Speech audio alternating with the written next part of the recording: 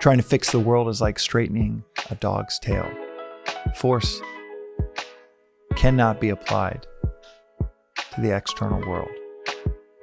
And we back, y'all, with that daily Vedantic. Today's reflection is on one of my favorite phrases from Swamiji, from this philosophy, and that is, that which is forced is not forceful. That which is forced is not forceful, is not full of force.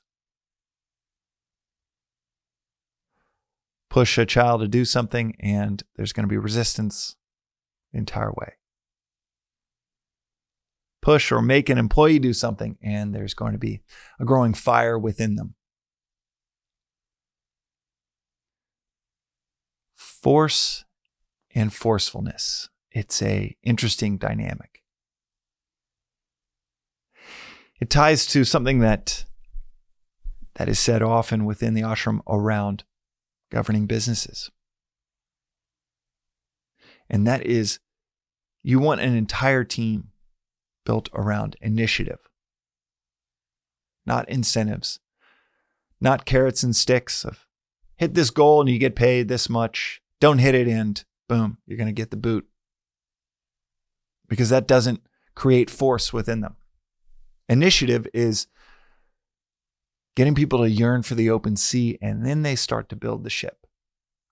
Not cracking a whip, saying, we got to have this much completed by this time, or else there's going to be pain.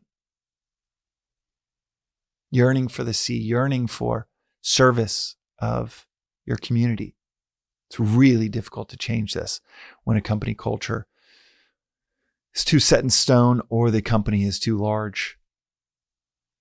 Incentive structures, they are really hard to get rid of. And most humans operate on incentive structures. Searching for the next carrot, trying to avoid whatever stick they're trying to avoid. Most organizations, human groups are built around incentives. Let's all band together and then we can get this, demand this.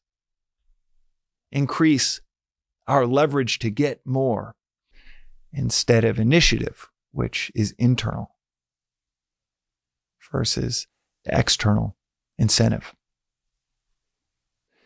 And within this concept of initiative over incentives, it gets to where is force? Force of infinite proportion is our natural state. But it's all from within. It's why they say this knowledge cannot be given, it can only be taken. Or it's said 10,000 horses can't take the person to the ashram. 10,000 horses can't take that person away from the ashram. Force is not an external condition. You might delude yourself thinking that, okay, I'm making an impact. I'm influencing my environment by forcing things. But it is a delusion because, like bending of a tree, it's just going to come back. As Ramatirtha even said, trying to fix the world is like straightening a dog's tail. Force cannot be applied to the external world.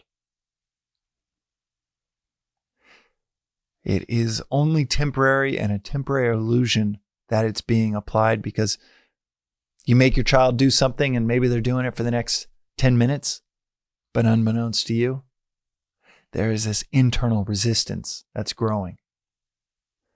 That is like the tree stable in the midst of shifting winds. It's about to swing back the other way.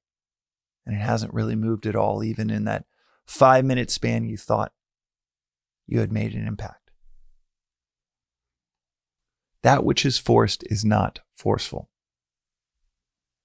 This applies to so many areas of life.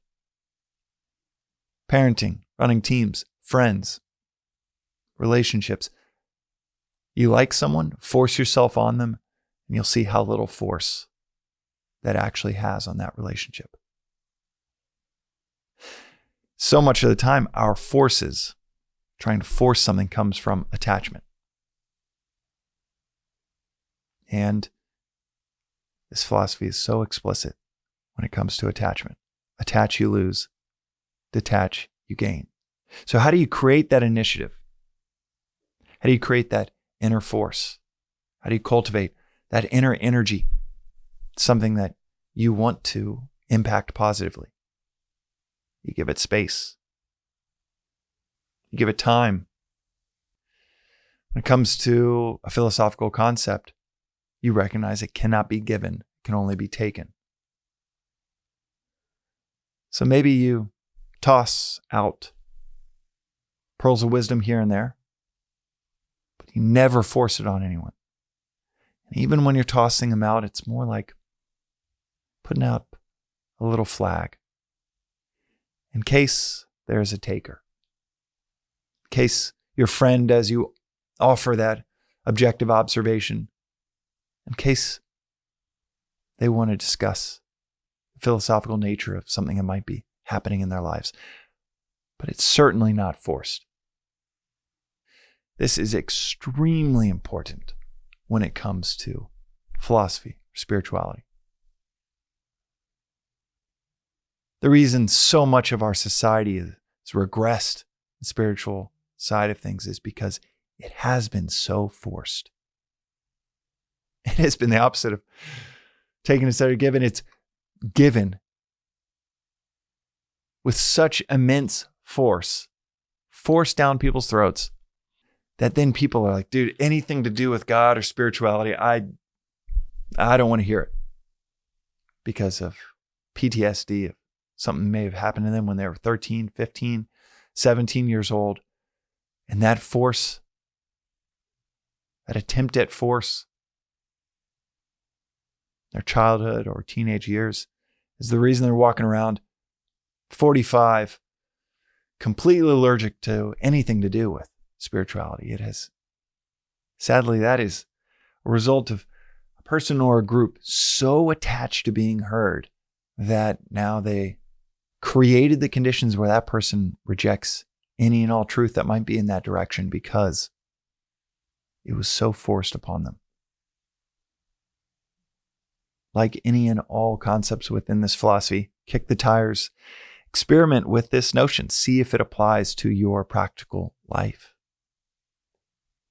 See if there's wisdom within this mode of operating, with this understanding that that which is forced is not forceful. Because nothing should pass into how we operate based on just someone saying it without passing through our own reason and judgment. So today or this week, see if there's truth to this statement. That which is forced is not forceful. That's today's reflection on the Daily Vedantic. We'll see you next time.